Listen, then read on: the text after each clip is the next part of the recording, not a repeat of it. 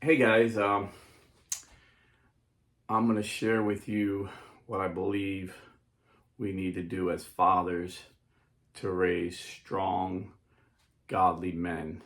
If you have sons, this video is for you. But before I get started, I'm going to tell you a true story.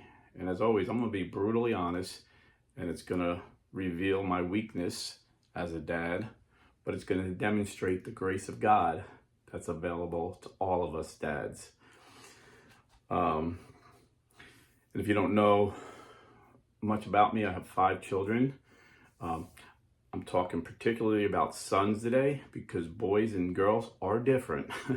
They're as different as night and day. And I'm primarily talking to fathers because the Bible says that older women should train up younger women how to stay home and take care of their kids. But there'll be a few instances here where I'll mention women, what I think their role in this is. And I know I have subscribers that are single moms because of no fault of their own. And I believe there's a special grace for you, that God will give you that grace to raise up your boys to be godly men. Unfortunately, there's a lot of weak men in our society, and weak men will sacrifice their family for their happiness, for their own happiness. Strong men sacrifice their own happiness for their families. And this is about raising strong men for the glory of God. So like I said, I'm going to start off with a quick story. So I have 5 kids, 1 daughter, 4 sons. My youngest son, Nick, you may have seen him on the video I did a couple months ago, I think. Gen Z Catholic interview with my son. Great interview if you want to check it out. My oldest son will be turning 39 next month. So I've been at this for a while, made a lot of mistakes, but I'll show you the scriptures that helped me get through it and raise 4 godly men. And my wife and I, we had a plan. You can't, a lot of parents just wing it. You can't wing it. You have to have a plan. And if you haven't had one, you need to come up with one. But God's plan is the best plan. I'm going to show you what I believe God's plan is. But we had 4 goals, and all these goals were met by the grace of God. I'm telling you. Number 1, that they all love Jesus. All my kids love Jesus. Number 2, love each other. My wife works so hard, and primarily, the man goes out to work and the wife stays home with the kids is the idea that we had, and that's what we did for 40 years. We'll be married 40 years in October. So she worked so hard on no sibling rivalry, and there is 0 sibling rivalry. And you've seen a funny video the other day. My son Tim played a prank on his brothers to call him and say goodnight. And, my oldest son was worried about him. That's his little brother. He's like, I love you, man. Everything okay? But no sibling rivalry. Number 3, we wanted them to all be confident, but not cocky. There's a big difference. If you don't know the difference, maybe I can touch on it today, but I got a lot to touch on. But you want to instill confidence in your children, but you don't want to be cocky. You don't want to be conceited. We wanted them all to be patriotic, All these stories I tell you, these patriotic stories about America, about our soldiers on the holidays, all my kids know these stories. I've told them these stories since they were little. They love America. And, when they went off to college, they weren't indoctrinated by their communist professors because they knew the truth. So, like I said, I'm going to start off with a story that shows my weakness, but shows the strength of the Lord that's available to all of us. So, my second oldest son was about 16, I think, at the time. And I'm waiting in court for our lawyer because he was going to court for something he did. And he did it, but of course, he had his reasons for doing it. He didn't think it was anything that bad, but the state of Florida thought it was something if he was guilty of, he can go to jail for, or juvenile for. And as we're waiting for our lawyer, I talk to him and I tell him, you're a smart kid. If you could get it together you could be a lawyer instead of being the guy getting tried. And it seemed like he wasn't paying attention. And years later, my son graduated from law school, and I had forgotten about that little conversation we had there in the courthouse. And he told me, "Dad, you know when I decided to become a lawyer?" I said, "No, I had no idea." That was kind of a surprise to me, to be honest. He says, "The day you told me I could be a lawyer, I looked around at all the lawyers and I'm like, yeah, I could do this." And, I say on this program a lot, I know a lot of Protestant Christians that I believe are better Christians than me. And when I think of my son, that's one of the people I'm thinking of. You see, because while he was going to law school, he was working full time. His wife was staying home they had 2 kids at the time. His wife was raising the 2 kids. She got pregnant with a 3rd, and they told her this baby had a rare genetic disorder, 1 in a million, and it's going to be born extremely deformed and not live very long. And because again, and I'm going to show you the scriptures how we do this. It's not anything I did. It's the grace of God and the lessons we learn in the Bible. And he married a Christian girl, and it didn't even cross their mind. Because a lot of people were like, wow, why don't you just abort the baby? That didn't even cross their mind. They knew this baby was created by God. And they raised this baby. They delivered this baby. And it was very hard. They needed to be with that baby 24/7. And he managed to work full time, go to law school. And then it was time to take the bar.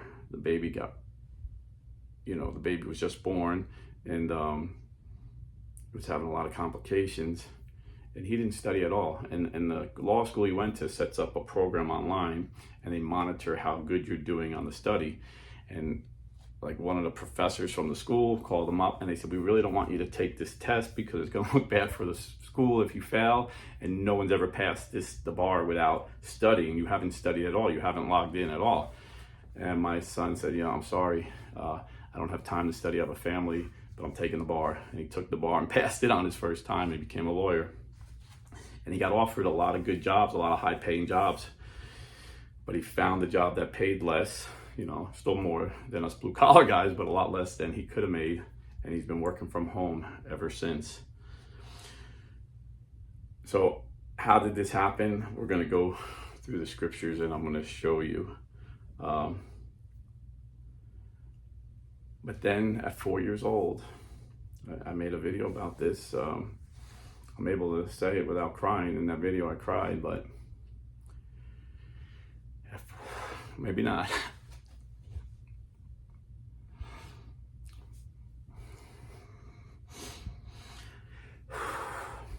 At 4 years old, God took my granddaughter home. And I watched my son and his wife just be great examples of Christians. It's easy to be a Christian when everything is going right. But the true test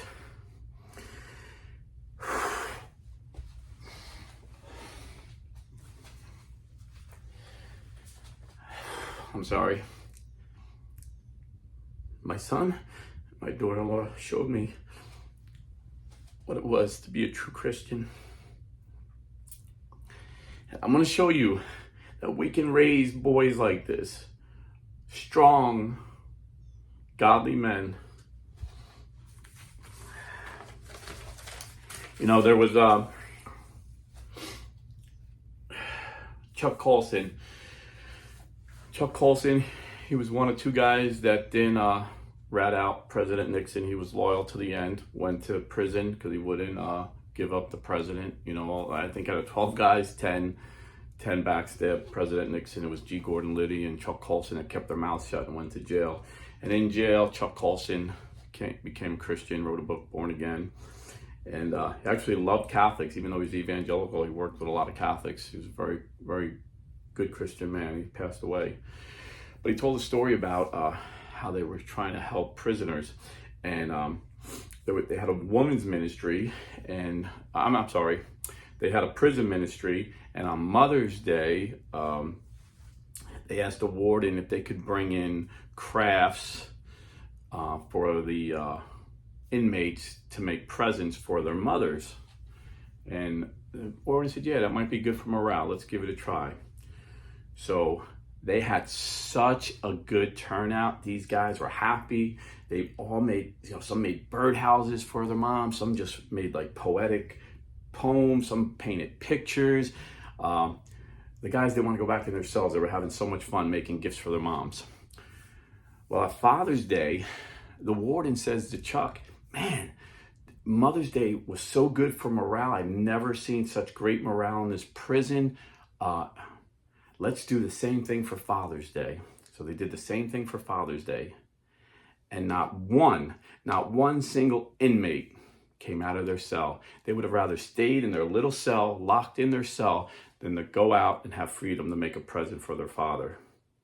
Think about that, 100% of men in prison. Chuck Colson said they walked around and asked the prisoners why, and 100% of them said either they didn't know their father or they hated their father. They knew their father, but he was never around, or they knew their father and he was mean. This is how important fathers are. This is how important fathers are. When my oldest son was 8 years old, I said something. A lot of my friends were like, wow, that's kind of bold to say. I told my son, he was concerned because a neighbor friend, he knew their parents were going through a divorce, and it was very scary to him. Like, this, why would that happen? How could you break up a family? It just blew his mind. And I told him, I promise you, I give you my word as a man, and my word is my bond. One day you'll know what that means. I will never divorce your mother.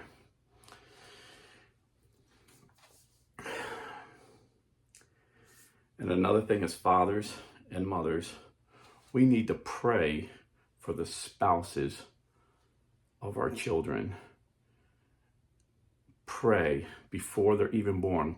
We pray for a spouse. Before, when the child was in the womb, we would pray for the spouse of our child. Because even though every girl my son married was a Christian girl, every one of them, their parents were divorced. So I don't know, I believe they have this commitment, but I don't know how strong they'll be, because I'll be married 40 years next month, or in October. And no matter who you are, you will be tested and tried, and the devil will tell you to leave. Will tell the wife to leave, will tell the husband to leave. But don't be like those weak men that sacrifice their families for their own happiness. Sacrifice your happiness for your family, and you will reap a bounty. My sons and my daughters and my wife are my best friends today. They're probably like my only friends I hang out with. Actually, I have friends on the phone, friends I train with a little bit, but no friends I really hang out with other than my sons and my daughter and my wife. This is what God wants to give you. It's a blessing. When I'm going to get to the verses, and I'm going to tell you how they applied in real life, like good situations and bad situations, but I just wanted to give you a few other practical things here first.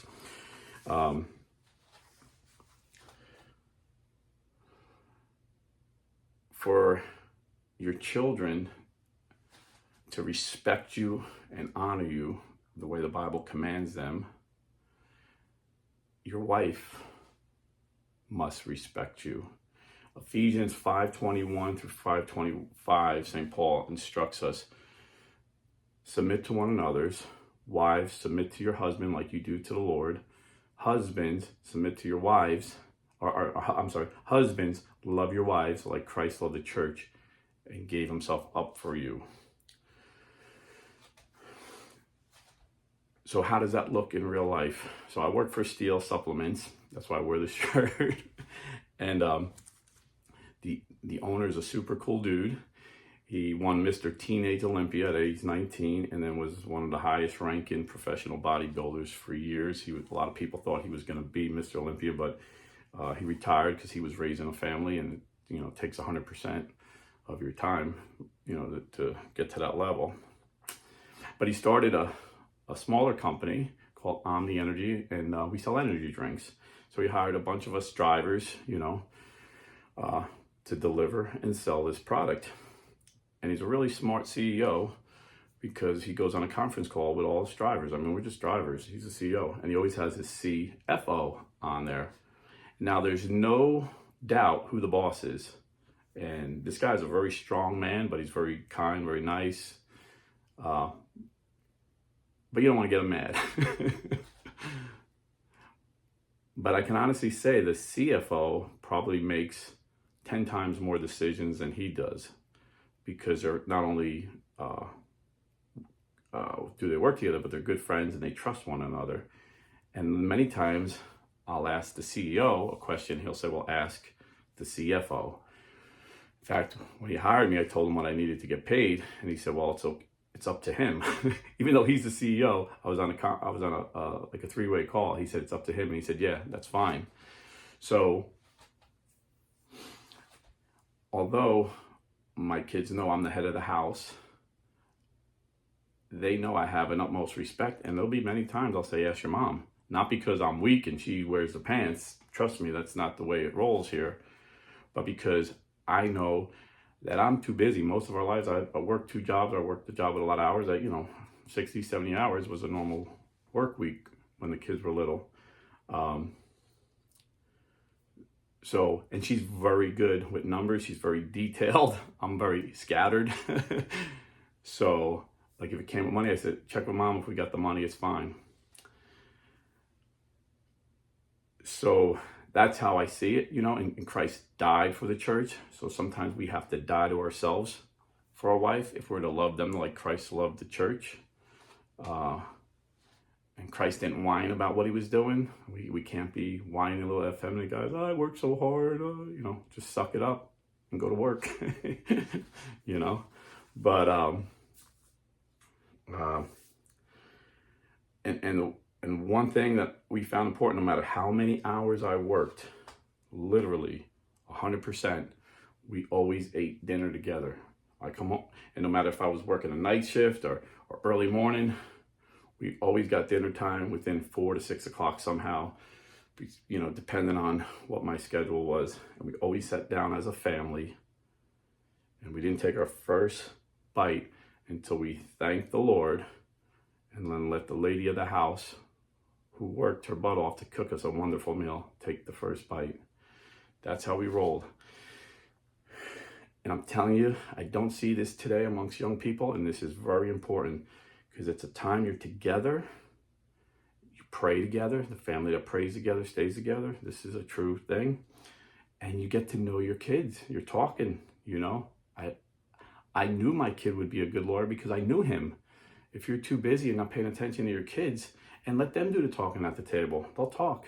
We would do different games like, what was the high point of your day, a low point, anybody got a good joke, whatever, to get the conversation started every once in a while. But usually it would just naturally occur. You got 5 kids at the table, they're all talking, And I remember my son and his wife, who I mentioned, who lost a child, when she first came, when we met her, it was dinner time, and my son laughed. He goes, she wants to know what the occasion is. I go, what do you mean? She said, this was like a Thanksgiving meal. What's the occasion? And I told him, this is just what we do every night. And she was blown away. She's like, I can't believe you. I've never met anyone who does this every night. We actually had some missionaries stay with us. They had nowhere to stay, and they stayed with us. Supposed to be a few weeks, and turned out to like 6 months. But they were great friends of ours. We really got close with them, and they were amazed. They're like, "Wow, this is." They were blown away that my wife cooked every night, and we sat down every night and prayed together. This is powerful. Do it. Don't make any excuses. You got to do this. This is key. I'm telling you. So we homeschooled for about 12 years, and as the kids got older, it got harder. So we sent the younger ones to school earlier and earlier. But while we were homeschooling, I remember My wife would meet with some of the women, during the week, and they would do things that the kids play soccer or football, whatever, together. And then they had one they wanted to do on Saturday for the husbands to meet, and I was the only husband that was there. And I thought that was interesting. And then I remember one of my sons, I actually think it was the one I just mentioned, if I'm not mistaken, fell off the sliding board about 10 feet and hit the ground pretty hard and got up and ran off. And there was a woman next to me. She goes, "Wow, can I ask you something?" I go, "What?" She goes, "How'd you make your kids so tough?" And I go, "What?" She said, "If that happened to my son, he would be crying for hours. And his father gets so frustrated with him. His father gets so mad, said he acts like a little sissy." And I said, "Well, where is his father?" She said, "He's out golfing." I said, "Well, this might sound cruel, but that's part of the problem. How's he going to learn how to be a man if he doesn't have a man around him?" Values are caught, not taught. You want your son to be a man, you be a man. But he's got to be around to see what a man is. And so that's important. Even though I worked a lot of hours, again, my time off was spent with the kids. As soon as I got home, my wife usually was still cooking. So I would take the kids in the front lawn. We'd play wiffle ball or football. And like every kid in the neighborhood would come and want to play with us. You have to spend time with your kids. And, you got to sacrifice it. When my kids got married, I told them, now you have to be like Christ loved the church. That means your wife comes first. If you have children, now your children come first. And, some of the sacrifices you make, before the first UFC, I trained with the Gracies. No one ever heard of them. And I recognized that, growing up in the streets and being a street fighter, wow, this is a very effective martial art. And if I would have stuck with it, it would have been like 35 years of training. I could have a school and be making millions of dollars trained by the Gracies, But although it was, they came and did a seminar, the school I was at hired a guy trained by Rickson Gracie. Now that guy has a huge school on his own. But anyway, I had to stop going. I was boxing. I really loved boxing. I had to stop going because your kids come first. Their football comes first. And if you're working, if you're the main provider and you're working and you're providing for your family like you feel God wants you to do, you only have some certain amount of time. So all your spare time's got to be given to your wife and kids. And sometimes I tell young people, and they give me the response, they give the apostles gave Jesus when Jesus said, if you marry and get divorced, you can't remarry or it's a sin. And the apostle said, well, who would want to get married? And sometimes you get that response, but I'm telling you, you reap what you sow. The kids eventually get older, and then you have grandkids. You don't have to, you sacrifice for them, but not the same way. So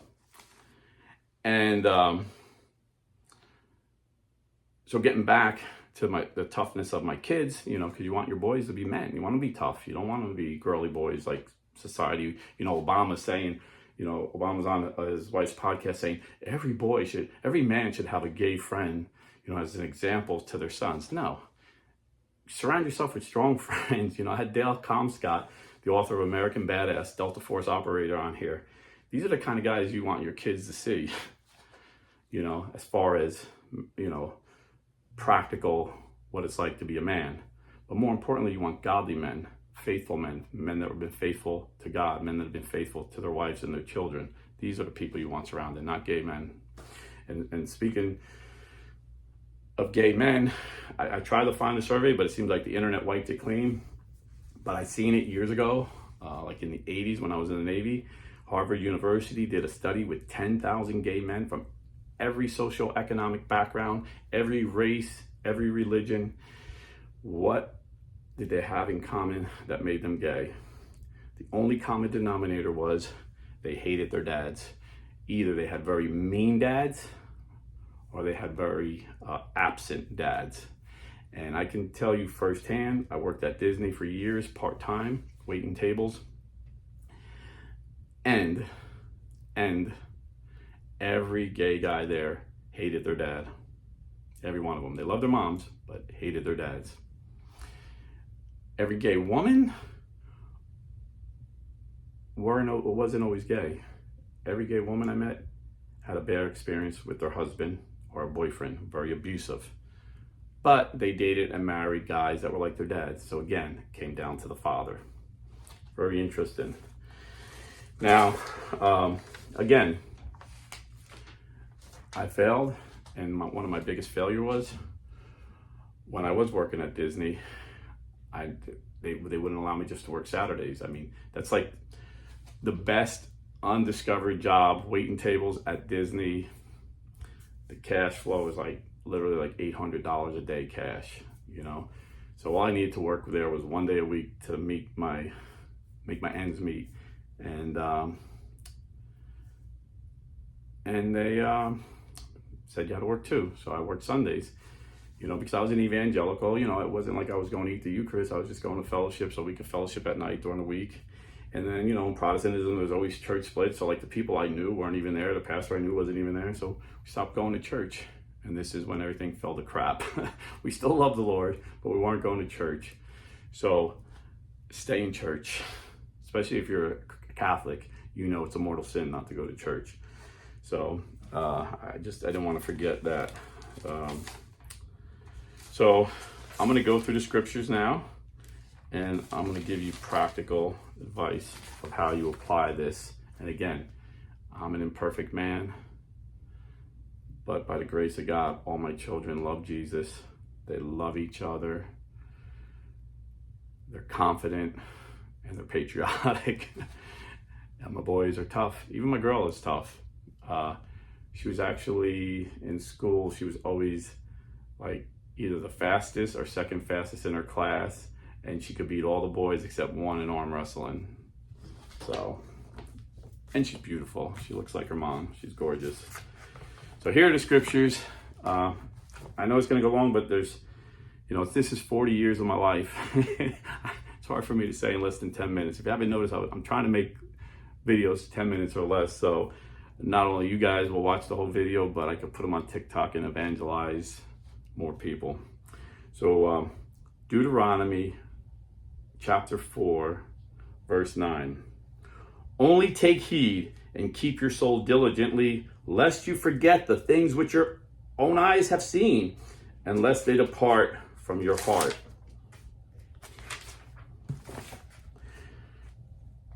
I'm sorry.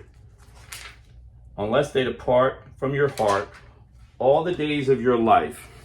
Make them known to your children and your children's children.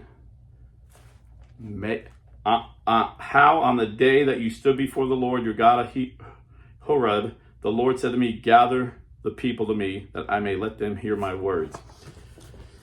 I heard this when my kids were young. I heard that that verse, and I made it a point to always share with my kids what the Lord has done. And a lot of parents are afraid to tell their kids when they're struggling. Some of their kids, I know parents that can't even pay their rent, and their kids are asking for $100 to go to camp. They have no clue what's happening. You want your kids to see the power of God? Let them see your struggle. And mine was always financially, but yours, you may be set for whatever reason. It may be something else. Maybe we all go through struggles. It may be health, it may be relationship, whatever it is. Don't hide it from your kids, because they're not going to appreciate the testimony unless they understand the trial. And it happens so many times with all my children. I'll just give you one example. It was a Friday and our car was gone. We had no car. I'm not going to go into all the details.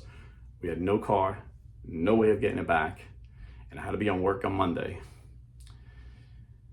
And we told the kids were like, what are we going to do with no car? And we said, we're going to pray. And we prayed with the children that God would provide a car. And I was broke. And my credit, you know the story. I went for a loan, and the loan officer said, Rob, there's guys on death row with better credit scores than you. So I had death row credit.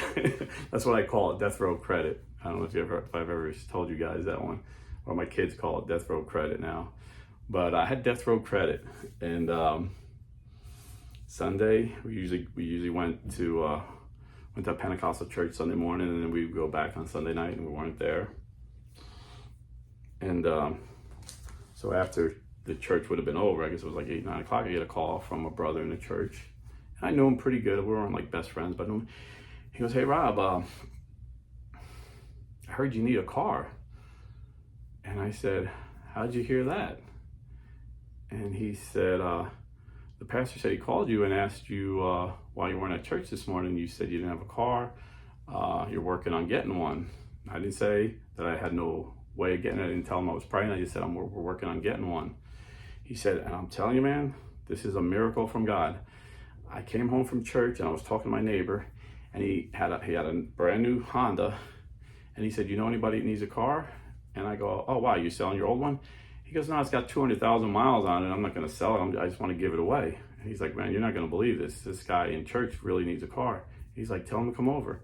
Came over that night, and I got a Honda. It had 200,000 miles, but that thing lasted 200,000 more. Hondas go forever. And my kids were amazed. I'm like, this is what God does. And through their life, I showed them every struggle, how God provided. So I had many testimonies like this. We used to have testimony night at the Pentecostal church, and I always had these testimonies. People were like, man, you have such testimonies. I wish I had your testimonies. I said, well, to have these testimonies, you got to have these trials. You really want these trials I'm going through? And like, yeah, keep your testimony. And as grown-ups, when they're going through hard times, I always remind them, like Moses told the Israelites, teach your children, remind them what God did. And I always say, remember how God got us through this. Remember how God got us through that. Remember, remember, remember. And they teach their children this. So always remind your children what God has done for you. A lot of parents I know that were partiers back in the day, their kids have no idea. My kids know. I started selling drugs at age 12. They know all the stories.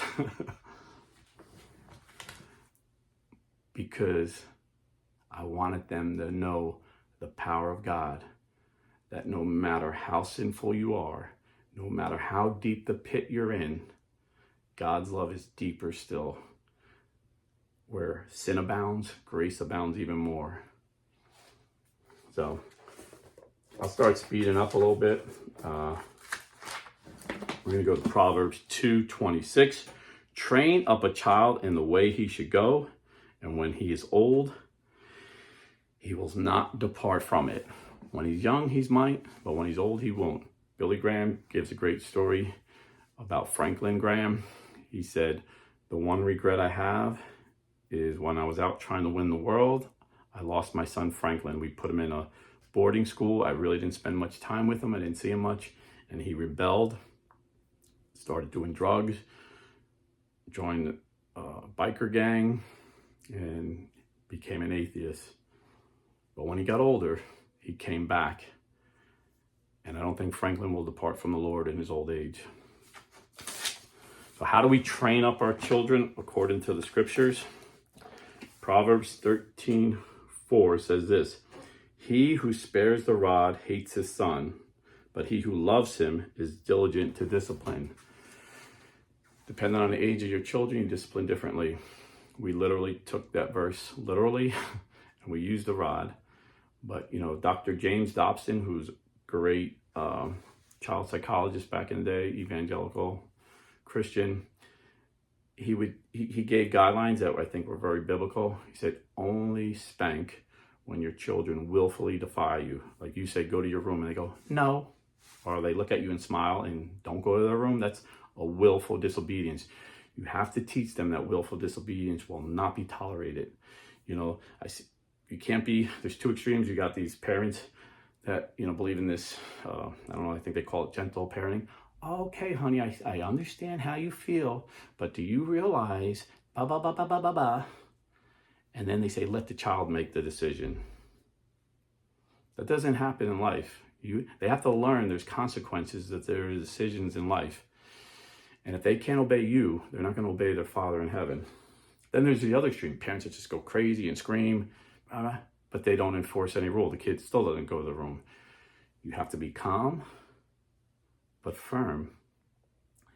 Now, for most people, I don't recommend spanking anymore because it's hard today. I notice young people are like full of anxiety that we've never had in my day and age. I don't know what it is.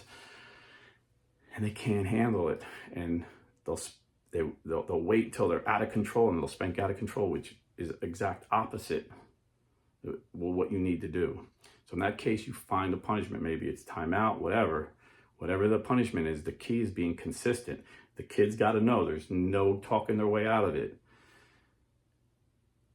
And if you are consistent and you are firm, the less and less they'll disobey, because they know it's futile. But if you're always giving in, you're going to have undisciplined kids.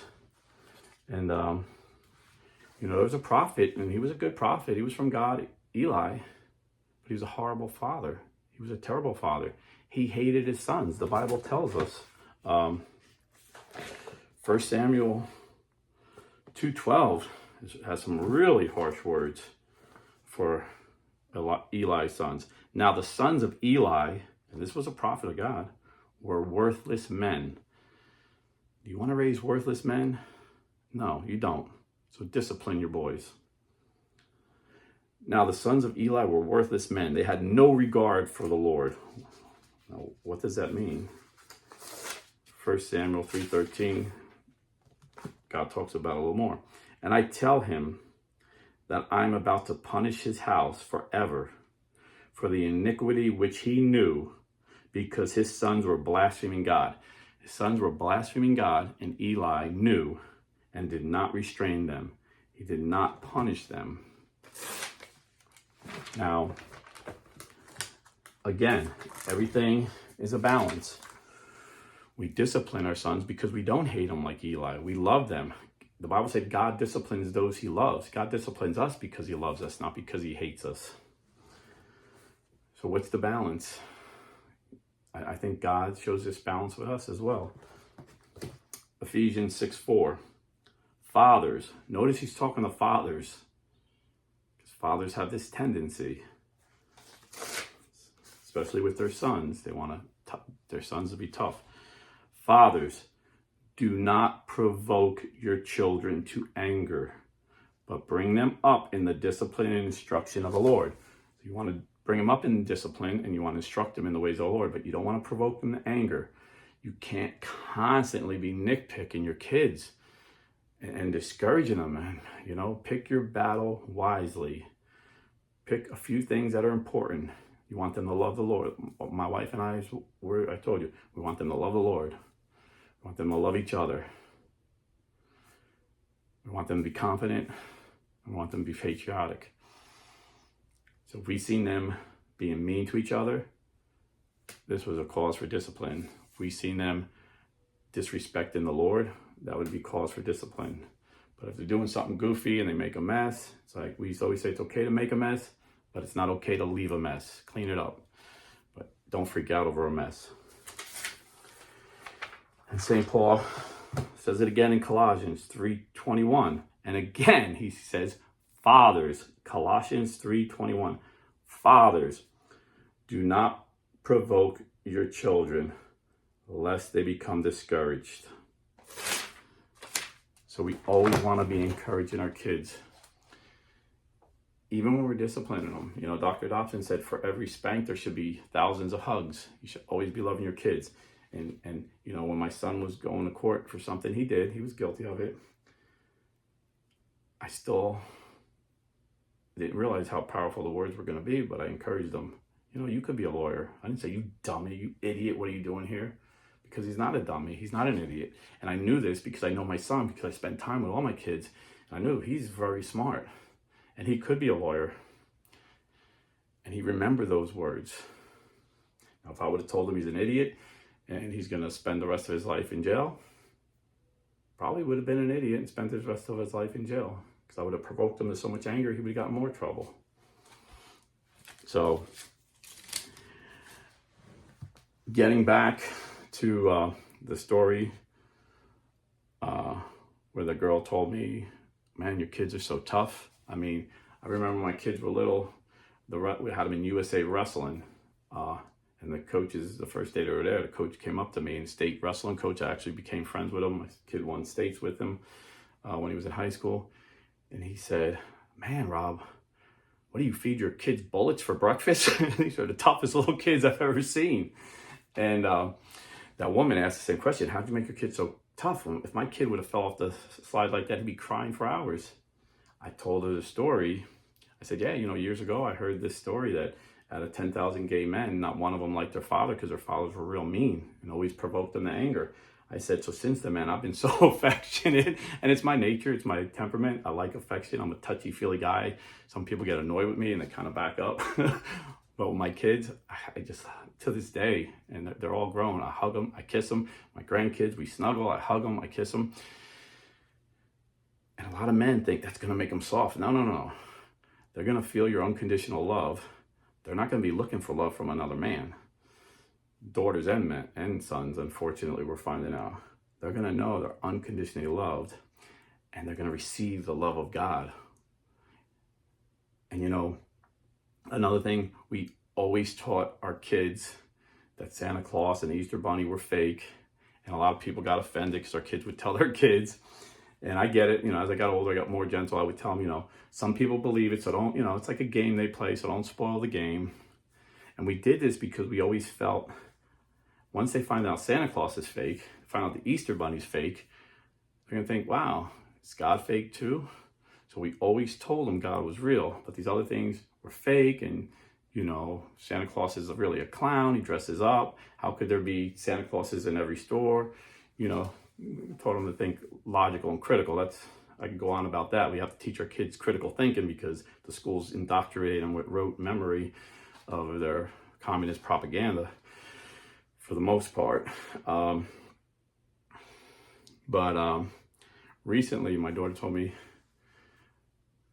her husband always felt like, man, I don't know, if we should do this. He went along with it, he was like, yeah, I guess, but he didn't really see the big deal. He's like, it's fun believing in Santa Claus, but he knew that this was her conviction. And he really was convicted either way, even though he's a Christian. But recently he was like, wow, your parents were right. You're right.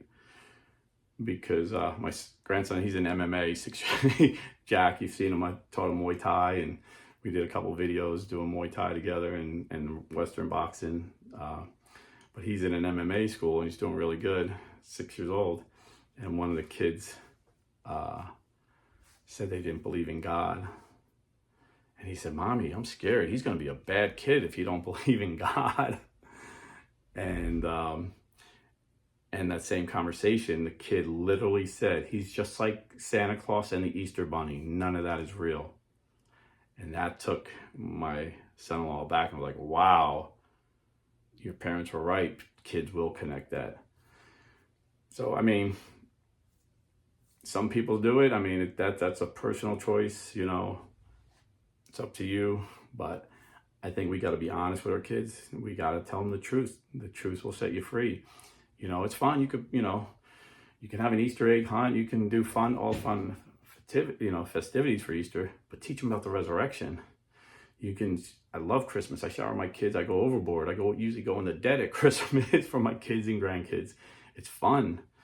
I want to show them the love of the Father for his children. But they know it's about the birth of Jesus. And they know we're going to go to church. They know we're going to pray before a single present is open, because we love the giver more than we love the gifts. So these are a few things. I had a bunch of notes, but I didn't want to keep looking. So I'm just going to look through it real quick, see if there's anything really important I want to share. But the bottom line is, values are caught, not taught. You want your kids to be a man? Be a man. What's the greatest example of a man? Jesus. What did Jesus do? While we were yet sinners, he died for us. Don't be selfish. Die for your family. Put them first. And the fruit you will reap will be the sweetest fruit you ever had. And again, I remember years ago watching 700 Club, and they had this child psychologist, Christian psychiatrist, saying, the best parents make the most mistakes. And I was like, that's weird. And he's like, really? Because they're trying so hard, they keep making mistakes. So if you don't give a crap about nothing, you're not going to try much, so you're not going to make that many mistakes. But when you try, you're going to make a lot of mistakes. So if you made a lot of mistakes, just go to God and ask him to fix it. The Bible says The Lord will restore the years the locusts have eaten. Every day is new with God. His mercies are new every morning, the Bible says. Start new, you know, and just know that we all make mistakes.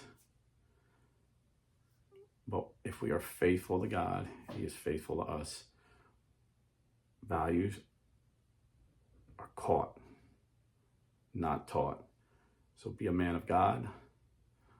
Love Jesus.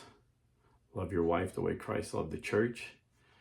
Love your children, discipline them and train them up in the way of the Lord, but do not provoke them from evil. I mean, I had a few more things I want to say, but somehow I forgot. It's like pretty early in the morning. So God bless. Stay Catholic. If you got any questions, put them in the comments, and I'll try to answer them. Again, I've never went to college. I'm not a psychiatrist. I'm not a theologian. I'm just a guy who raised 5 kids, been married 40 years, and this is my experience. That we're imperfect, but God knows it, and He'll get us through. God bless, and stay Catholic.